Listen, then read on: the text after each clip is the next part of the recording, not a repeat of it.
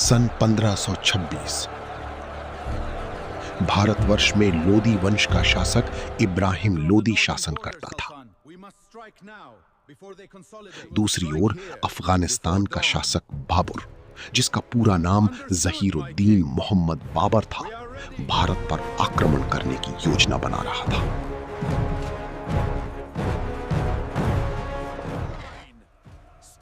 इब्राहिम लोदी को इस हमले की आशंका हो गई थी, इसलिए उसने अपनी पूरी शक्ति से युद्ध की तैयारी शुरू कर दी। दिल्ली के सुल्तान इब्राहिम लोदी के पास विशाल सेना, हजारों सैनिक और अनेक युद्ध हाथी थे।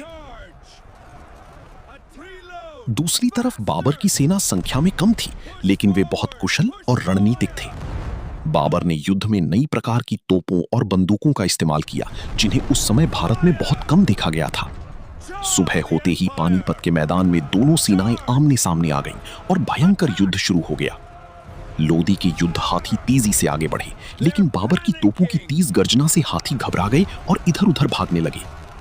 उसी अवसर का फायदा उठाकर बाबर की सेना ने चारों दिशाओं से हमला कर दिया और भीषण युद्ध के बाद इब्राहिम लोदी मारे गए। बाबर विजयी हुआ, इब्राहिम लोदी पराजित हुआ और लोदी वंश का अंत हो गया। इसके साथ ही भारत में मुगल साम्राज्य की शुरुआत हुई।